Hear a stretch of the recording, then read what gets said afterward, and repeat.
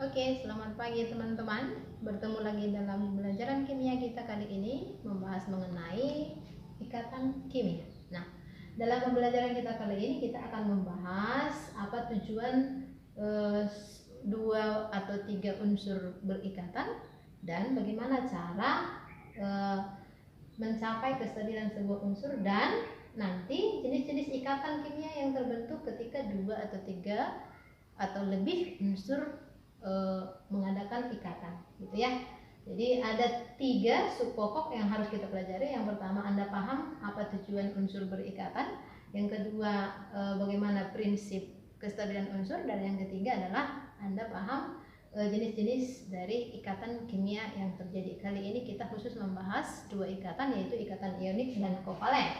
Nah baik, jadi ikatan kimia itu adalah ikatan yang terjadi antara unsur-unsur, ya. Dua atau lebih unsur mengadakan ikatan. Untuk apa tujuannya? Hanya satu tujuan unsur berikatan, yaitu untuk mencapai keadaan stabil, ya. Nah, apa yang dikatakan dengan keadaan stabil?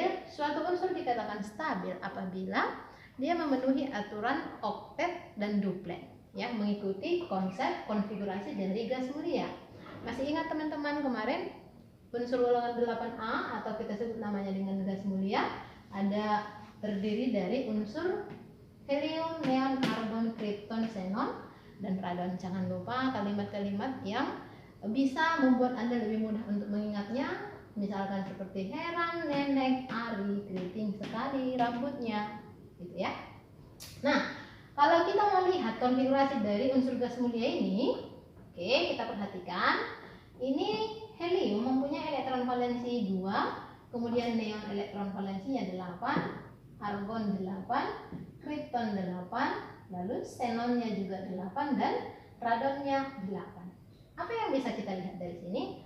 Nah, kalau untuk helium ini mengikuti aturan khusus namanya duplet. Ya, khusus untuk helium mengikuti aturan duplet. Sedangkan untuk neon sampai radon ini karena elektron valensinya sebanyak 8, maka kita buat ini mengikuti aturan oktet. Nah, jadi teman-teman, berdasarkan konfigurasi gas mulia ini, maka suatu unsur dikatakan stabil apabila mengikuti aturan duplet dan oktet. Ya, umumnya nanti akan temukan aturan-aturan yang mengikuti ke arah oktet atau elektron valensinya 8. Nah, kalau kita ingat untuk golongan utama atau A, dari golongan 1A sampai 8A, karena unsur 8A adalah unsur yang sudah stabil, berarti di luar dari 8A merupakan unsur yang belum stabil, ya. Berarti golongan 1A sampai 7A, golongan 1A ada hari libur naik kuda, Rabu Kamisnya free, dan selanjutnya sampai golongan 7A halogen, film, Charles Bronson, idaman, ati, gitu ya. Itu merupakan unsur-unsur yang belum stabil. Mengapa dikatakan belum stabil? Kalau kita lihat unsur golongan 1A, ingat kemarin untuk menentukan golongan itu didapatkan berdasarkan jumlah elektron valensi, sedangkan periode ditentukan berdasarkan jumlah Boudinya. Nah, kalau elektron valensinya 1, berarti dia dimasukkan ke dalam golongan 1A.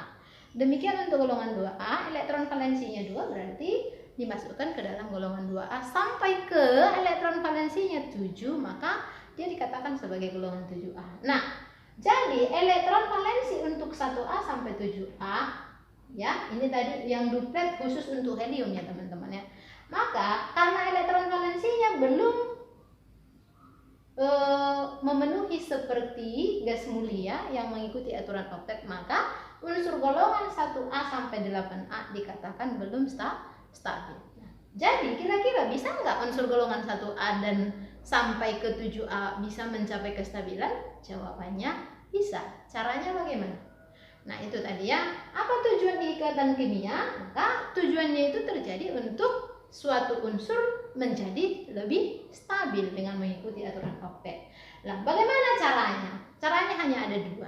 Satu, unsur itu bisa melepaskan elektron, dan yang kedua, unsur itu bisa menerima sejumlah elektron. Maka teman-teman ingat, Ya, ingat bahwa unsur-unsur golongan 1A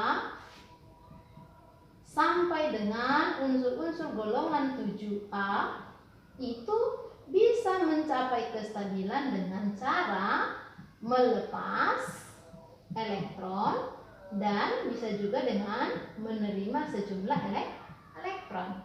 Nah, golongan 1A sampai dengan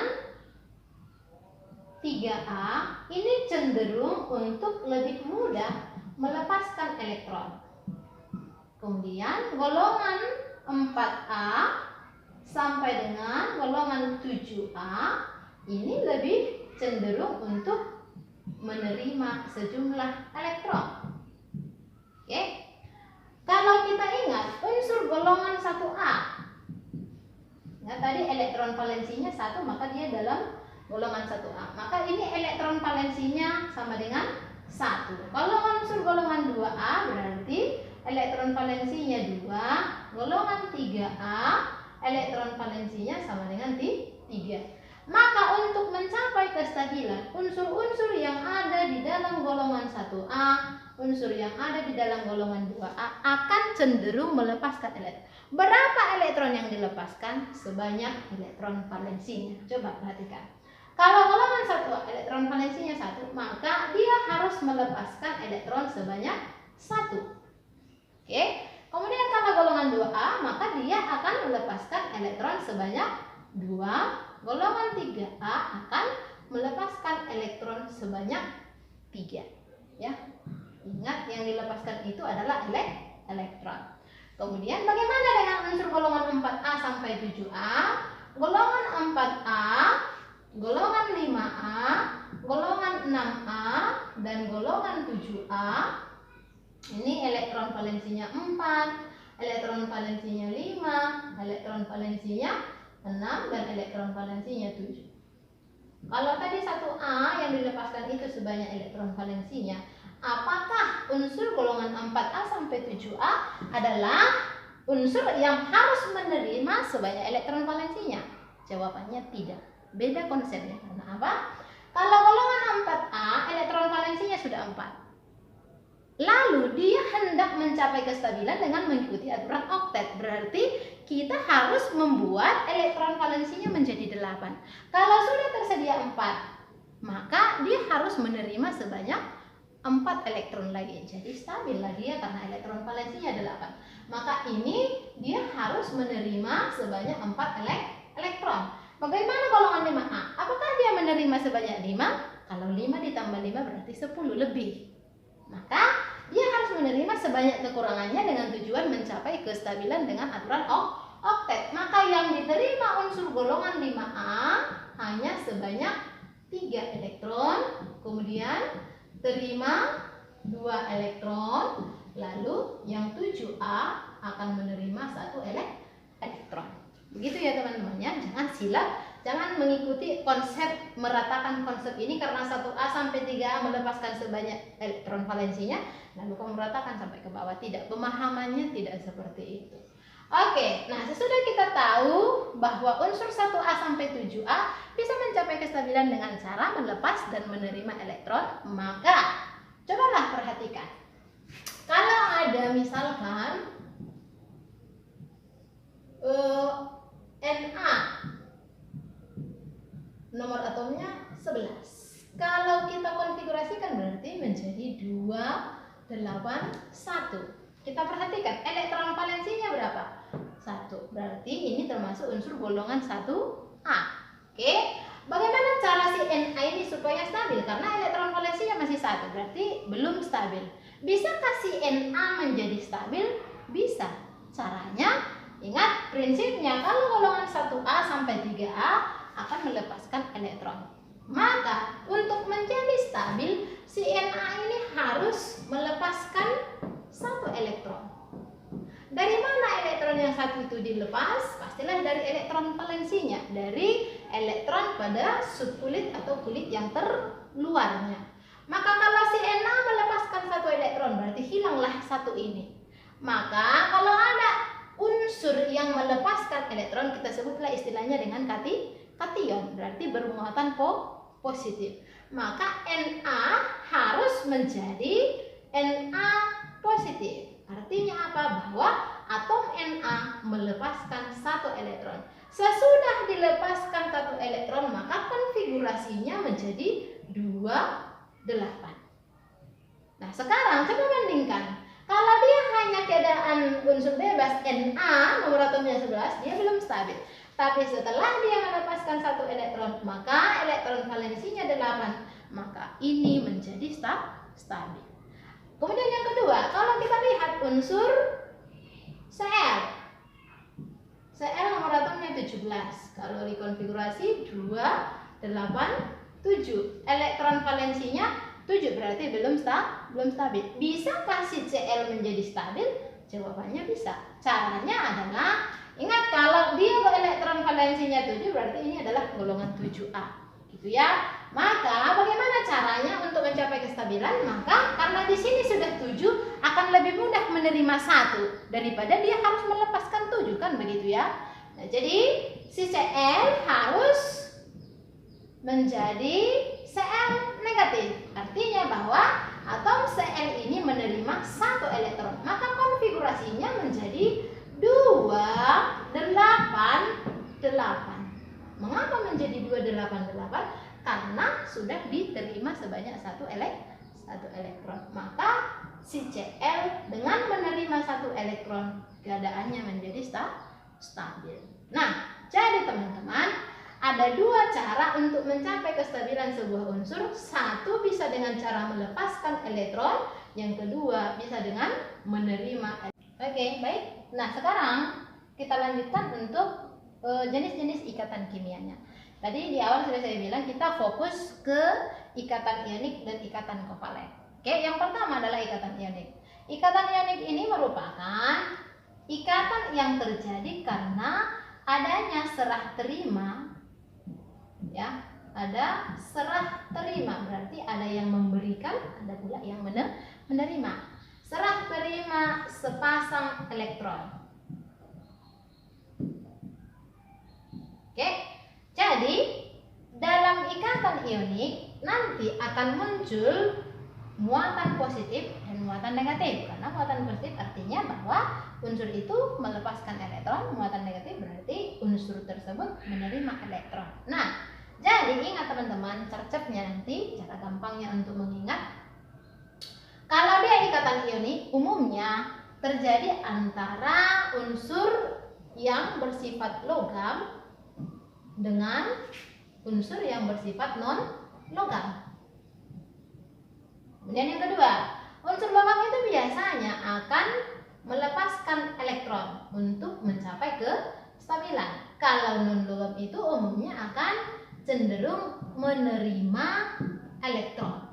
Kemudian kalau dia melepaskan elektron, berarti dia akan bermuatan positif, sedangkan kalau menerima elektron berarti dia akan bermuatan negatif. Maka ingat saja, kalau seandainya kamu melihat soal apakah jenis ikatannya itu ikatan ionik atau ikatan kovalen, satu trik yang bisa saya kasih adalah perhatikanlah poin-poin ini. Kalau logam dengan non-logam, kalau dia satu melepas, satunya lagi harus menerima. Kalau yang satu bermuatan positif, satunya lagi harus bermuatan negatif, maka dikatakanlah itu sebagai ikatan ionik. Oke, kita perhatikan contoh berikut. Kalau misalkan ada, ini sebenarnya bisa kita jadikan contoh sih. Untuk Na dan Cl. Na tadi, ini contohnya tadi, si Na untuk mencapai kestabilan, maka ini 11 tadi, 2, 8, 1. Maka dia harus menjadi Na positif. Oke. Untuk si Cl ini 17, berarti 2, 8, 7. Maka ini tadi harus membentuk muatan negatif. Maka kalau ditanya, tentukanlah rumus kimia yang terbentuk dari Na dan Cl. Na melepaskan 1 elektron dan Cl menerima 1 elektron. Maka ada serah terima elektron dari si Na diterima oleh si Cl, maka rumus kimia yang terbentuk adalah NaCl. Cara gampangnya teman-teman, nanti manakala nanti di soal yang dilepaskan itu 2 elektron atau yang diterima itu lebih dari 1 elektron, cara cepatnya adalah langsung tukarkan muatannya menjadi valensi lawan. Artinya bagaimana? Ini karena kebetulan sama-sama 1, diterima 1, dilepas 1, maka tidak ada masalah. Nanti kalau salah satu melepaskan 2, yang satu lagi menerima 1, maka tukarkan. Ya, tukarkan muatannya menjadi valensinya. Jadi ikatan yang terbentuk di sini adalah ikatan ionik. Karena apa? Karena terjadi serah terima elektron. Jadi rumus kimia yang terbentuk adalah NaCl. Contoh yang kedua, kalau misalkan nanti ada Mg itu 12, 2, 8, 2. Kemudian berikatan dengan Cl 17, berarti 2, 8, 7. Elektron valensinya 2, elektron valensinya 7. Tentulah dalam keadaan unsur bebas seperti ini, maka unsur-unsur ini belum stabil. Caranya untuk mencapai kestabilan berarti si Mg harus melepaskan 2 elektron, karena ini adalah unsur golongan 2A. Ini adalah unsur golongan 7A, berarti si Cl harus menerima 1 elektron. Nah, ada si Mg untuk mencari kestabilan dengan cara melepaskan 2. Sementara si Cl cukup menerima 1. Berarti bagaimana? Bisa enggak? Ya tetap bisa. Maka seperti yang saya bilang itu, untuk mencapai kestabilan maka si Cl harus memiliki 2 jumlah unsur sehingga bisa berikatan dengan si Mg sebanyak 1. Maka tinggal ditukarkan. Maka rumus kimia yang terbentuk antara Mg dan Cl adalah Mg-nya 1, Cl-nya 2. Artinya apa? Untuk terjadi ikatan antara Mg dan Cl, maka si Mg melepaskan 2 elektron yang diterima oleh 2 atom Cl. Karena masing-masing atom Cl hanya menerima 1 elektron. Maka jenis ikatan yang terbentuk adalah ikatan ionik, karena ada yang melepas, ada pula yang menerima. Gitu ya teman-teman ya. Oke. Kemudian ikatan yang kedua adalah ikatan kovalen. Ikatan kovalen. Apa pula ikatan kovalen ini? Kalau dikatakan ikatan kovalen ini adalah ikatan yang terjadi karena adanya pemakaian bersama, sama-sama memakai. Ibaratkan sama-sama meminjam. Kalau saya meminjamkan ke kamu, berarti kamu boleh pakai, tapi barang itu bukan punya kamu, gitu ya. Tetap punya saya, tapi saya pinjam. Kamu boleh pakai, saya juga nanti bisa pakai. Jadi kalau ikatan kovalen ini adalah pemakaian bersama sepasang elektron. Kalau di sini tadi teman-teman lainnya ikatan ionik ya. Kalau saya beri itu berarti sudah menjadi hak orang lain, kan begitu ya. Nah, kalau di sini tidak, hanya sekedar meminjamkan istilahnya. Jadi, ikatan kovalen adalah ikatan yang terjadi karena pemakaian bersama. Pemakaian bersama sepasang elektron. Sebenarnya bisa sepasang, bisa pula 2 pasang, dan bisa pula 3 pasang. Karena apa? Nanti ikatan kovalen ini ada kovalen tunggal, ada kovalen rangkap 2, dan ada kovalen rangkap 3. Tapi dalam hal ini saya buat saja dulu sepasang elektron. Pemakaian sepasang elektron yang berasal dari masing-masing unsur yang berikatan. Ya, berasal dari masing-masing unsur yang berikatan. Artinya apa? Kalau nanti kovalennya adalah kovalen tunggal, berarti sepasang itu berasal dari kedua unsur. Satu dari unsur X, satu lagi dari unsur Y. Kalau nanti kovalennya adalah kovalen rangkap 2, berarti 2 dari si X, 2 pula dari si Y. Ya, kalau kovalen rangkap 3 juga seperti itu. Masing-masing unsur menyumbangkan atau meminjamkan sebanyak 3 elektron. Contohnya seperti apa? Sebelum kita ke contoh, bagaimana cara melihat trik untuk menganalisa soal ketika ditanya apakah ikatan yang terbentuk adalah ikatan ionik atau ikatan kovalen. Caranya ingat, kalau dia kovalen maka umumnya akan terjadi ikatan antara unsur yang bersifat non-logam dengan unsur yang bersifat non-logam.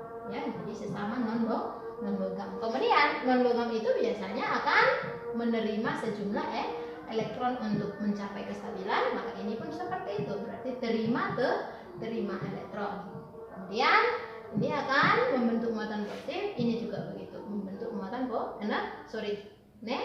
negatif ya. Jadi jelas berbeda ya teman-teman. Perbedaan antara kovalen dan ionik itu nyata pada muatannya masing-masing. Oke, kalau kita lihat contoh, misalkan ada H2O. H2O itu kalau kita buat konfigurasinya, H itu 1, O itu 8. Berarti kalau dikonfigurasikan ini 1, ini 2, 6. Maka untuk mencapai kestabilan, H itu akan menerima sebanyak 1 elektron. Oke, ini mengikuti aturan duplet ya. Kemudian ini akan menerima sebanyak 2 elektron. Oke, maka kalau ditanya tentukanlah rumus kimia yang terbentuk antara H dan O, maka jawabannya rumus kimia yang terjadi adalah tukarkan valensinya. Kalau si H menjadi 2, si O menjadi 1, berarti H2O. Ikatan yang terbentuk adalah ikatan kovalen karena dua-duanya adalah saling menerima atau saling meminjamkan. Contohnya, nah tadi saya bilang ada kovalen tunggal, kovalen rangkap, dan kovalen rangkap 3. Dalam hal ini teman-teman kita bisa melihatnya ketika kita bisa menggambarkan rumus struktur Lewisnya ya. Kalau misalkan ikatan antara